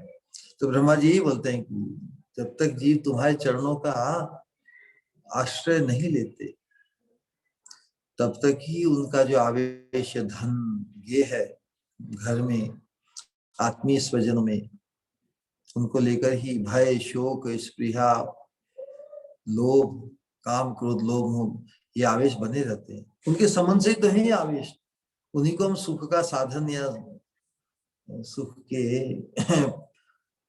सुख के इंस्ट्रूमेंट मानते हैं। जो परम सुख है भगवान के चरणों के आश्रय, चरणों की सेवा में जब तक उसे नहीं, तब तक उसका दुख का कारण क्या है? यही असत आश्रय, शरीर और शरीर के संबंध, संसार के सुख साधन, उसी में मैं और मेरा का भाव बना रहता है। तो महत पुरुष की कृपा के बिना ये जो असत में, असतेर सत्य करी मानी, भक्ति विनोद ठाकुर भजन गाए हैं, हरि हरि विपले जन्म गुआई, असतेर सत्य करी मानी। असत में ही हमारी सत शाश्वत बुद्धि होने से हम इस दुख का मूल जो असत है ना, उससे आक्रांत रहते हैं। उसका निरूपण भी शास्त्रों में किया कि 5 प्रकार के बंधनों का है ना। अविद्या सबसे पहला बंधन। अविद्या करने का आश्रय क्या है? यही कि हमारा जो चिन्मय स्वरूप है या स्वधर्म या आत्मधर्म है, जीवे स्वरूप है कृष्ण, मैं कृष्ण का हूं, ये जो गर्व है, ये जो आवेश है कि मैं कृष्ण का नित्य दास हूं। जो व्यक्ति अपने आप को जिसका मानता है उसी की दासता करेगा ना। कोई पुत्र संतान अपने आप को पिता का पुत्र मानता है तो पिता की सेवा करेगा ही, उसका आवेश पिता को प्रसन्न करने के लिए, पिता से उसे जो आश्रय मिला, जो परवरिश मिली इत्यादि, वो भाव तो अपने आप को अपने पिता का, अपना परिचय पिता के संबंध से देता। उसी प्रकार अविद्या अर्थात अपना परिचय, वास्तविक परिचय भूलकर जो असत परिचय है, वही अविद्या। तो पहला बंधन है अविद्या का। नश्वर देह में ही आत्मबुद्धि है ना, इसको बार बार कितनी बार हम कहें, नश्वर देह में आत्मबुद्धि। इसलिए अपने आत्म स्वरूप, चित स्वरूप, और चित स्वरूप के अनुरूप जो धर्म है कृष्णदास्य को भूल जाता है। अपने चित स्वरूप का विस्मरण ही अविद्या है। दूसरा है अस्मिता। अस्मिता मतलब जो असत आवेश।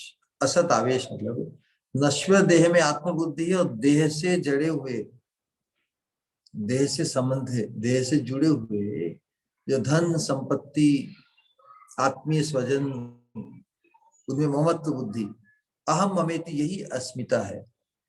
अपने स्वरूप का विस्मरण अविद्या है, और असत में जो आवेश है उसको अस्मिता कहते हैं।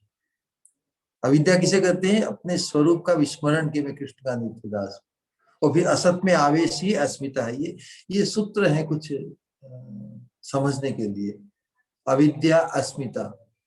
अविद्या अर्थात अपने स्वरूप का विस्मरण, यही अविद्या है। और अस्मिता क्या है? असत में आवेश। और तीसरा बंधन राग का। राग किसे कहते हैं? कि मेरे शरीर और शरीर इंद्रियों को जो सुखकर हो, है ना, जो सुख प्रदान करने, उसमें आसक्ति उत्पन्न, उसे राग कहते हैं। शरीर और शरीर के संबंध से जो मेरे हैं, उनको सुखकर जो वस्तु है, उसमें आसक्ति उत्पन्न होने को राग कहते हैं। और चौथा बंधन है द्वेष का। द्वेष किसे कहते हैं? मेरे शरीर और शरीर के संबंध से जो वस्तु है, व्यक्ति है, उनके विपरीत, उनके प्रतिकूल विषयों में विद्वेष आना, उनके प्रति उनके प्रति उदासीनता, उनके प्रति एवर्जन, उसमें कोई इंटरेस्ट नहीं, द्वेष करते हैं उसको, जैसे इग्नोर करते हैं जो जो जिन्हें हम हमारे शरीर और शरीर के संबंध के विपरीत जो लगते हैं कोई वस्तु या कोई व्यक्ति, उसके प्रति हम हमारा जो उसके प्रति उदासीनता या उदासीनता के अलावा भी शब्द है, उसको हम इग्नोर करना चाहते हैं, इसको उससे दूर होना चाहते हैं, तो विद्वेष इस प्रकार का। तो अविद्या, अस्मिता, राग, द्वेष और अभिनिवेश। अभिनिवेश वास्तव में ये मृत्यु का भय, यही अभिनिवेश है। क्योंकि हम इंद्रियों के द्वारा जो भोग की वस्तुएं हैं, विषय है ना, अनुकूल विषयों के प्रति ममता, तो ममता के कारण मन का जो आवेश है, मन का आवेश जो अविष्टता है, उसी विषय में उसकी हो जाती है अभिनिवेश, आवेश, जिसमें आसक्त हो जाती है वस्तु, मन जिसमें आविष्ट हो जाता है, वही अभिनिवेश। तो हमारा जो शुद्ध जो आवेश, अभिनिवेश, तो भगवान की सेवा में होनी चाहिए ना। सेवा के विपरीत फिर हम भगवान की सेवा के विपरीत ही कार्य। तो एक प्रकार से भगवान भोक्ता है तो हम भोक्ता बनना चाहते हैं, तो कहाँ तो हम भगवान की सेवा की इच्छा स्प्रिया हो शुद्ध, उसके बदले हम भगवान के कंपटीशन में आ जाते हैं कि नहीं भगवान भोक्ता क्यों, मैं भोक्ता हूं। तो उस अवस्था से किस प्रकार जीव मुक्त हो। 5 प्रकार की अविद्या उसे घेरे हुए है, उसे इतनी दृढ़ता से बांधकर जीव इस जड़ विषय संसार के कीचड़ में फंसा हुआ है। कीचड़ की फंसाहट कैसी होती है हम समझ सकते हैं। अपने प्रयास से यदि वो निकलना भी चाहे, संभव नहीं है संभव। कैसे निकल सकता है। उसकी जो अंग्रेजी में शब्द ससेप्टिबिलिटी, उसमें उससे वो इस तरह घिर जाता है कि वो चाह के भी निकल नहीं सकता। आत्मा का स्वाभाविक धर्म तो ऑलवेज चिन्मयता, भगवान के संबंध, भगवान की सेवा के आवेश में ही वो डूबा रहे। तो उसके बदले इस जड़ीय विषय में ही वो इस तरह आबद्ध हो जाता है, ऐसा ससेप्टिबल हो जाता है कि उसका कोई छूटना संभव नहीं। तो एकमात्र साधन है फिर क्या बताया है कि भक्ति करो। तो भक्ति के अंग के अंतर्गत ही ये महत् संग, सत्संग द्वारा कृष्ण भक्ति। सत्संग से पहले हमारे जो दिव्य सौभाग्य, परम जो पोटेंशियल है वो जागृत होता है। बाद में फिर जो भक्ति में अग्रसर होने की जितनी बाधक चीजें हैं, शुभ अशुभ कर्म, उनकी आसक्ति, उनको त्याग कर हम शुद्ध भक्ति का आश्रय जब लेते हैं, शुद्ध भक्ति का आश्रय, शुद्ध भक्ति का आश्रय अर्थात शुद्ध भक्तों का आश्रय, गुरु पादाश्रय, श्री गुरु पादाश्रय, अल्टीमेटली श्री गुरु चरणे रति। ये शुद्ध भक्ति मार्ग में जो हमारा जो प्रवेश और अग्रसर होने की जो प्रणाली है, उसे यदि हम अंगीकार नहीं करें, उसमें हम प्रवेश नहीं करें,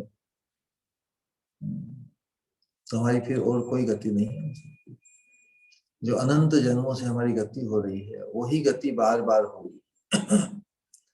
उस गति को बदलना है और शुद्ध गति, परम गति को पाना है।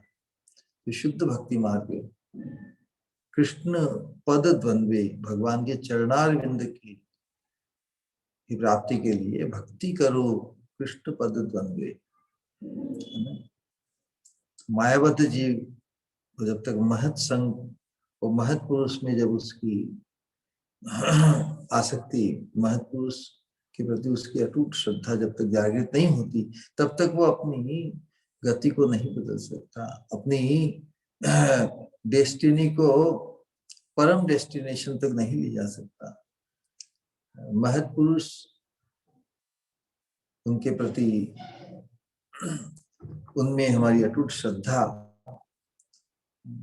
उनके प्रति पूज्यता और प्रियता का भाव जब जागृत होता है, तभी हमें हमारा जो परम गंतव्य है, हमारी जो परम गति है, वो लक्षित हो जाती है कि यस, हम भी कृपा से, उनकी कृपा से, उनका हाथ पकड़कर, उनके चरणों का आश्रय लेकर हम भी उसी सोपान पर पहुंच जाएंगे। अपने अपने प्रयास से नहीं, उनकी कृपा से, उनके मार्गदर्शन से, उनकी आज्ञा पालन से,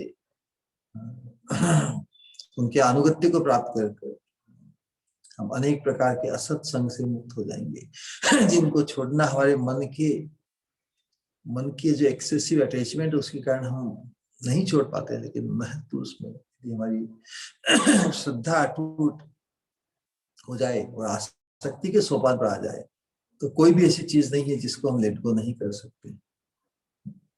इसलिए उत्तम दास ठाकुर जी आज की स्थिति पद में कहते हैं कि छाड़ो अन्य क्रिया कर्म, ना ही देखो वेद धर्म, भक्ति करो कृष्ण पद द्वंद्वे। मतलब शुद्ध भक्ति के अनुशीलन में हमें अग्रसर करने के लिए कह रहे हैं। और सत्संग द्वारा ही इस कृष्ण भक्ति के जितने भी बाधक तत्व हैं, सत्संग अर्थात सत्पुरुष शुद्ध भक्त का संग, शुद्ध भक्त में अनुरक्ति, संग मतलब अटैचमेंट, अनुरक्ति द्वारा ही हम अनेक दुसंग रूप कृष्ण भक्ति के बाधक शुभ अशुभ कर्म आसक्ति, ज्ञान आसक्ति, ध्यान और योग, अनेक प्रकार के पथ और मत है ना। तो चैतन्य महाप्रभु के चरणाश्रय जब हम होते हैं तो सभी तावत ब्रह्म कथा विमुक्ति पदवीं तावन्न टिक्ति भवे तावत चापि विशृंखलत्व मयते नो लोक वेद स्थिति तावत शास्त्र विदाम मिथ किल कलो नाना बहिर्वत्मसु श्री चैतन्य पदाम मुझे प्रिय जन यावन्न दृक्। तो हमें ये शुद्ध भक्ति का मार्ग, प्रेम भक्ति चंद्रिमा का मार्ग, चैतन्य महाप्रभु के चरणों के लोलुप महत् पुरुषों के अनुगत्य को प्राप्त करने से हमें शुद्ध भक्ति का मार्ग प्रकाशित हुआ है। तो जब तक चैतन्य महाप्रभु के चरणाश्रित महत् पुरुष का हमें संग नहीं, जब तक दृष्टिगोचर होता, तब तक ही दूसरे मत पथ कर्म कांड क्रिया वेद धर्म लौकिक धर्म में हमारी प्रसार रहती है। चैतन्य महाप्रभु के चरणों के आश्रित व्यक्ति जब हमारे जीवन में आते हैं तो हम सभी प्रकार के धर्म के जंजालों से मुक्त होकर एकांतिक मति से हम परम पथ, परम धर्म, इस प्रेम भक्ति के मार्ग पर अग्रसर होने के लिए हमारी धारणा, हमारा संकल्प एकांतिक हो जाता है। ठीक है, इतना कहकर आज के इस वक्तव्य को विश्राम देते हैं। किसी को कोई प्रश्न या जिज्ञासा हो?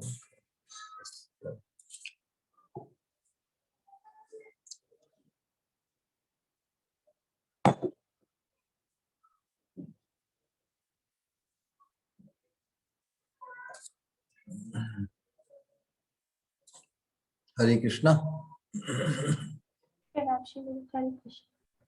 हरे कृष्ण।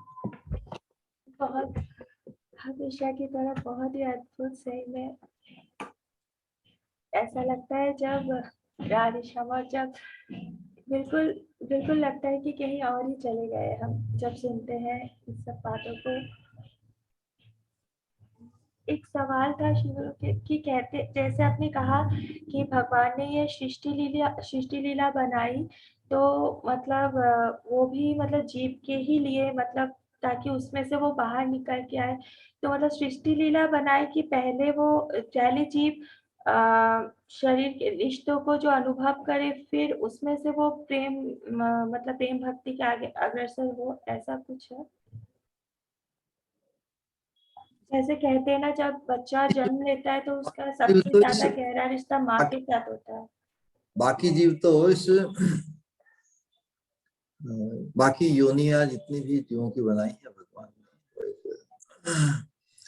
इस मनुष्य को ही केंद्र करके यदि मनुष्य योनि पाकर भी, अधिकार पाकर भी यदि उस अधिकार के अनुरूप यदि उसकी क्रिया नहीं होती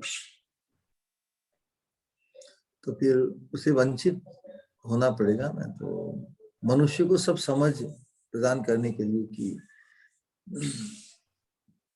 तुझे जो ऑप्शन श्रेष्ठ दी गई है उस ऑप्शन को यदि हम नहीं लेते तो डिग्रेडेशन, हम उससे वंचित हो जाएंगे। जीव बाकी सब योनियां तो इस संसार लीला का डेकोरेशन, सृष्टि लीला में डेकोरेशन है, क्योंकि सृष्टि रचना करके भी जब तक जीवों का जीव उसमें अधिष्ठित ना हो, भगवद गीता में भगवान जो बताएं कि ये जो परा प्रकृति अपरा प्रकृति दोनों के संगम से ही ये जो रूप रंग गंध सब कुछ प्रकट हुआ है। उसमें मनुष्य को लक्ष्य करके ही सब शास्त्र उपदेश और सब कुछ है, कि मनुष्य के लिए ही ये इनको समझना, इनसे लाभान्वित होना संभव है। तो आपात दृष्टि से मनुष्य में विशेष बुद्धि रख के भी भगवान ने उसे पशुवत भोग से वंचित नहीं किया, बल्कि उसे बुद्धि प्रदान की जिससे वो समझ सके कि इस मनुष्य जीवन का उपयोग पशुवत भोग में ही लिप्त होने के लिए नहीं, बल्कि परमार्थ को, परम भोग कहिए या परम लाभ कहिए, परम सुख की प्राप्ति के लिए। तो मनुष्य को जागृत करने के लिए सब व्यवस्था है। तो जो व्यक्ति भगवान की इस व्यवस्था को समझ जाता है वो भगवान का लोलुप हो जाता है। ब्रह्मावलोकधीषणम मुदम आपदेव है। भगवान को ये अपेक्षा है कि मनुष्य को मैंने ऐसी बुद्धि दी है तो मनुष्य इस सृष्टि के प्रयोजन को समझने की क्षमता रखेगा, है उसमें। और ब्रह्म अवलोकनम धीषणम, ब्रह्म मतलब परम, परम गंतव्य क्या, परम कौन है, कौन सबके नियंता है। ब्रह्म अवलोकनम, अवलोकनम मतलब उसकी जो जिज्ञासा है, उसको जानने की का जो प्रयास है मनुष्य करेगा। तो भगवान तो यही चाहते हैं कि बद्ध जीव किस प्रकार उनके आश्रय को साक्षात प्राप्त करें, संसार की नश्वरता को समझकर परम आश्रय रूप भगवान के आश्रय को ग्रहण करने की स्पृहा उसमें जागृत हो। उस स्पृहा को जागृत करने के लिए ही भगवान की व्यवस्था के अंतर्गत सृष्टि में ही महत संग की उपलब्धि होती है। तो मनुष्य मात्र को भले संसार में कोई भी स्थान पे हो, महत संघ की व्यवस्था सबके लिए है। लेकिन व्यक्ति अपने संस्कारों के आवेश से, अपने वातावरण और असत संग के प्रभाव से बुद्धि होते हुए भी उस महत पुरुष के संग का से पूरा लाभ उठा पाता। जो व्यक्ति महत पुरुष के की महिमा, उसके लाभ को बार बार सत्संग में श्रवण कर, जब उसकी बुद्धि जागृत हो जाती है तो फिर अपने आप को असत्संग से बचा सकता है। असत्संग, महत संग, महत पुरुष में अनुरक्त होने से ही वो असत्संग की ग्रंथि उसकी छूट सकती है। सत्सु सज्जुत, सत्सु सज्जित बुद्धिमान, सत्सु अर्थात सत्पुरुष, सज्जित मतलब आसक्ति।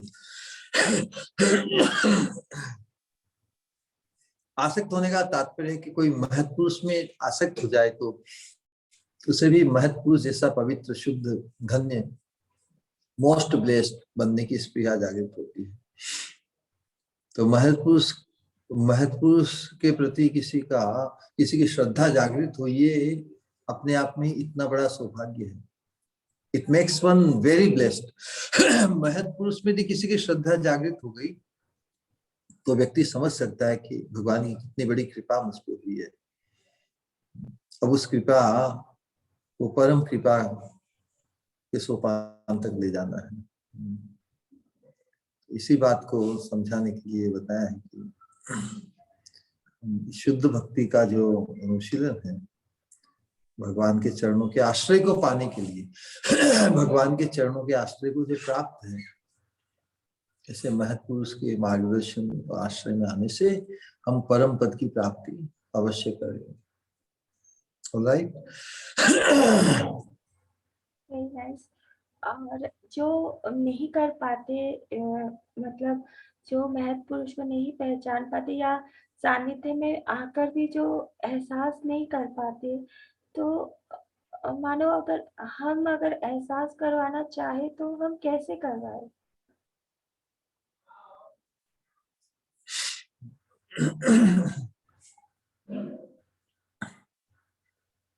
क्योंकि हम जिन्हें एहसास करवाना चाहते हैं,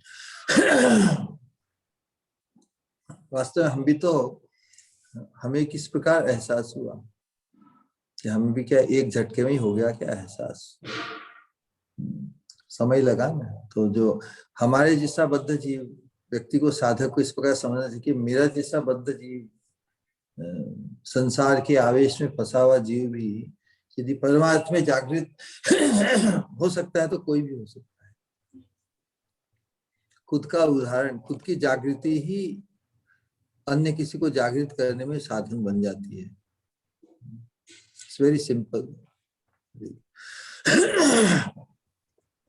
व्यक्ति को ऐसा नहीं सोचना चाहिए कि ओ मैं तो जागृत हो गया क्योंकि मैं बहुत स्पेशल हूँ। हम स्पेशल होते तो आज तक क्यों भटके रहते? वी आर प्रेटी ऑर्डिनरी है। तो इतने ऑर्डिनरी होकर भी हमें इस कृपा की अनुभूति हम एक्नॉलेज कर पा रहे हैं। ऐसी कृपा का बोध दूसरों में भी हो, ये संभव है। तो वेरी कंपैशनेटली कि ये सौभाग्य, जिस सौभाग्य को हम अनुभव कर रहे हैं हमारे जीवन में, वो सौभाग्य दूसरों का भी हो, ऐसा उदार भाव होना चाहिए ना। ऐसा नहीं कि वो वंचित रहे, बढ़िया नहीं। जो व्यक्ति इतने बड़े सौभाग्य को प्राप्त कर लेता है वो कंजूस रह ही नहीं सकता। तो जो परमार्थ में जागृत हो जाता है वो कंजूस नहीं, वही व्यक्ति कंजूस नहीं रहेगा, क्योंकि वो सौभाग्य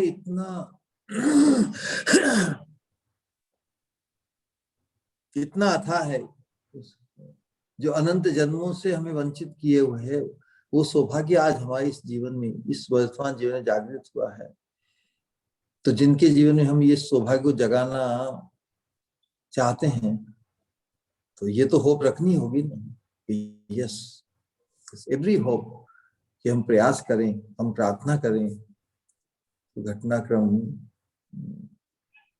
से समय के साथ उनमें भी ये जागृति आ सकती है। हमें तैयार रहना होगा इंस्ट्रूमेंट के रूप में, दैट्स ऑल। हम करता नहीं है, हम केवल इंस्ट्रूमेंट है। भगवान करता है, महत्पुरुष करता है। किसी बार महत्पुरुष के सानिध्य में यदि हम आए तो दूसरों को भी हम लाने का प्रयास कर सकते हैं। हम तो केवल इंस्ट्रूमेंट बनते हैं। महत्पुरुष की अहेतु की कृपा तो सबके ऊपर हो सकती है। तो we should always be hopeful. Alright? किसी का कोई सवाल है तो प्लीज पूछ लीजिए। नहीं सर, ओके, मुझे कुछ कहना है, कहूँ? हाँ, और किसी को कुछ कहना है तो वो भी पूछना। यस, किसी को कुछ कहना है या कोई सवाल है तो प्लीज।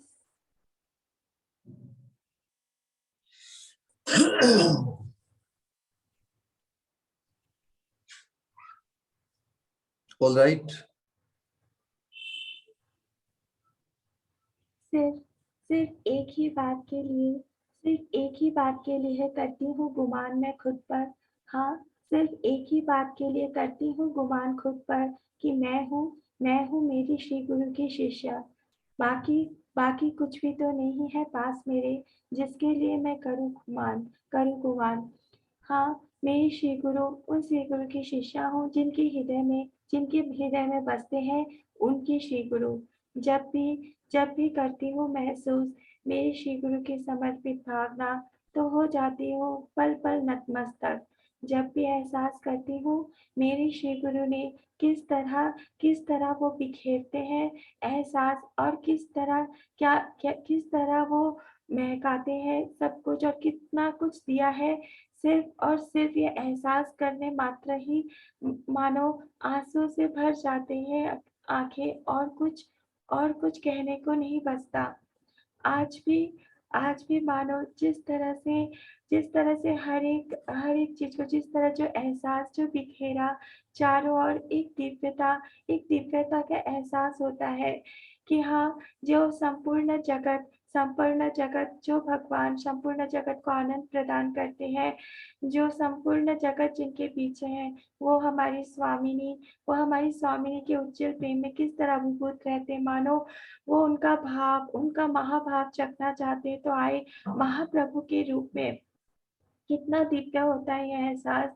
जब भी श्री गुरु आप कहते हो स्वामिनी के बारे में, महाप्रभु के बारे में, तो मानो मानो हृदय में एक कुछ अलग ही एहसास होता है, क्योंकि महाप्रभु को जानना या अभी भी नहीं जान सकते हम, क्योंकि योग्यता नहीं है हमारी कुछ भी, पर जितनी कुछ कण मात्र भी जो एहसास होता है, केवल और केवल आपकी कृपा से ही।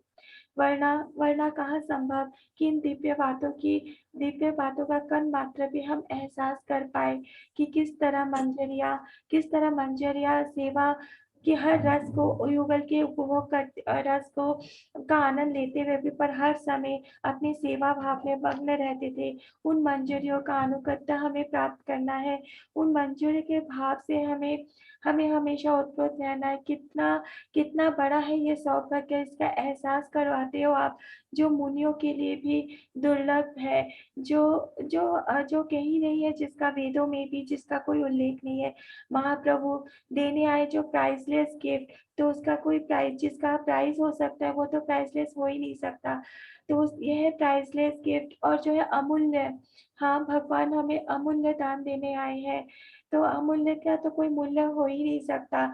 और ये सोच के भी मानो कि रोमांच हो जाता है कि जो किसी युग में भी जहाँ लोग इतने इतने क्वालिफाइड थे, पर उनके लिए संभव नहीं था ये महावरदान को पाना, पर हम जैसे पतित जीवों के लिए ये अवसर दिया महाप्रभु ने, क्योंकि क्वालिफाइड जो है वो तो ये पा ही नहीं सकते, क्योंकि कृपा तो हमेशा होती है अनक्वालिफाइड, ऐसा कहते हो आप श्री गुरु। और यही यही तो सही मायनों में एहसास करना, वरना कलयुग में भी तो हर व्यक्ति अपने आप को ओवर क्वालिफाइड ही समझता है। पर एक ही यहाँ पर है कि सर्कमस्टेंस जब ऐसा होता है तो वो वो एहसास करने लगता है कि अपने अनक्वालिफाइडनेस को, और वो एहसास ही मानो उसकी योग्यता बनती है, कि जब वो एहसास करने लगता है कि वो कितना अयोग्य है और वो कुछ भी नहीं कर सकता, तो मानो श्री गुरु की कृपा बरसती है, तो वो एहसास वो होता है, और वो महाप्रभु के वरदान को पाने, वो उसे उसे महसूस करने के शायद लायक बन सकता है।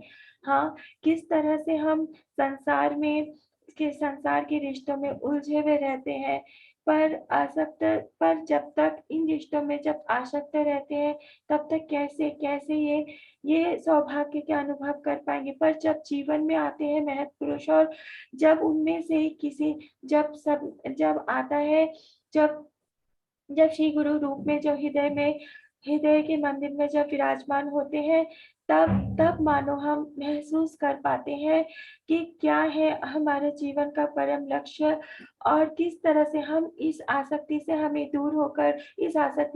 हमें ऊपर उठना है, और प्रेम भक्ति के राज्य में प्रवेश करना है, जिसके लिए भगवान में जो हमें महाप्रभु ने जिसके लिए हमें अवसर दिया है। तो पर क्या ये संभव है? कभी श्री गुरु कृपा बिना? बिल्कुल भी नहीं। जब श्री गुरु की कृपा बरसती है, जब उनके श्री चरणों में रति होती है, जब उनके प्रति पूज्यता के साथ साथ प्रियता का भाव उत्पन्न होता है, तभी तो इस दिव्यता का शायद कण मात्र एहसास हो पाता है। वरना वरना इन्हीं असत चीजों में आवेश रहती है, क्योंकि संसार में कुछ भी तो स्थिर नहीं होता। संसार का जो अस्थिरता है वही तो इसकी क्वालिटी है, और हम इसी को स्थिर करना चाहते हैं, तो ये कैसे संभव हो सकता है? क्योंकि कभी भी जो शाश्वत है ही नहीं, तो फिर वो कैसे हो सकता है? इसका एहसास करवाते हो जब जब मानो जब मैं सुनती हूँ इन सब बातों को तो मानो एहसास होता है कि हाँ, मानो ये कर्ण कितने फॉर्च्यूनेट बन जाते हैं उस पलों के लिए जब आपको सुनते हैं श्री गुरु। जब इन दिव्य बातों को हृदय एहसास करता है, तब मानो ये हृदय फॉर्च्यूनेट बन जाता है। वरना इन नश्वर जगत में कहाँ हम कुछ सुनने का मौका ऐसा इन दिव्य बातों का। तो हर पल ऐसा रहता है कि कैसे कि किस तरह से उस पल को तू धन्यवाद, जिस पर श्री गुरु आप आए, जिस पर जैसे आप बिखेरते हो यह अमूल्य संपद। क्योंकि महाप्रभु तो देने आए थे, भगवान ने दिया, पर क्या वो हम तक पहुंच पाता? नहीं पहुंच पाता। जैसा मैं हमेशा कहती हूँ कि श्री गुरु जो आप ना होते तो सब कुछ कुआसा में ही रहता, कुछ भी तो उजाला में नहीं आता, सब कुछ मानो अंधकार ही रह जाता। पर आज जो उजाले की रोशनी जो दिखती है हल्की सी जो आती भी, तो वो सिर्फ और सिर्फ आपकी कृपा से ही, वरना कहाँ संभव था ये।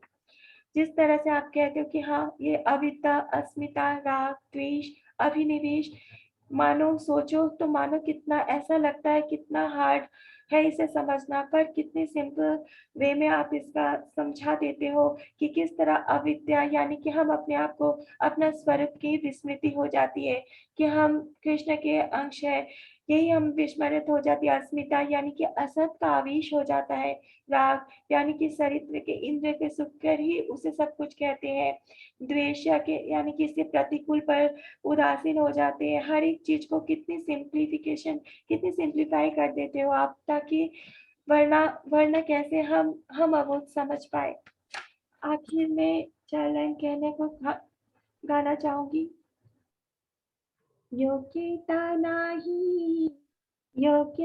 नाही किछु जे आमा, योग्यता नाही किछु जे आमा,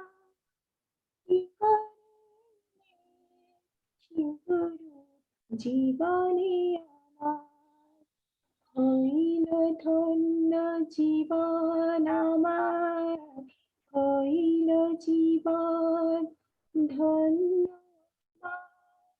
কি দেব তোমায় কিছু নাহি যে কাছে আমার, কি দেব তোমায় কিছু নাহি যে কাছে আমার, না আছে কোনো ভার না ভক্তি আমায়, তবু তুমি করেছ স্বীকার আমায়।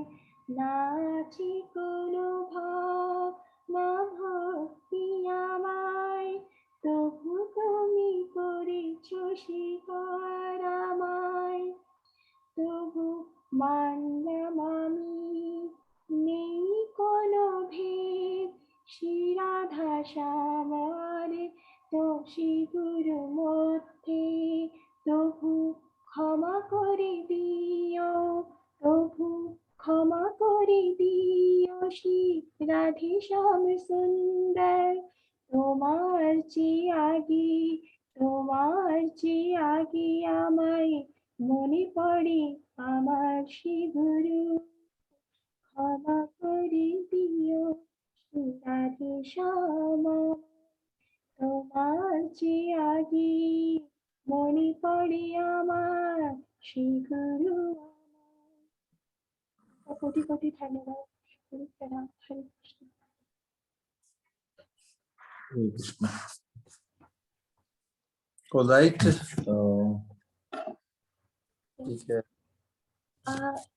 प्रियता और पूज्यता के भाव से 3 बार हरे कृष्ण महामंत्र का उच्चारण करेंगे श्री गुरु के सम्मान में।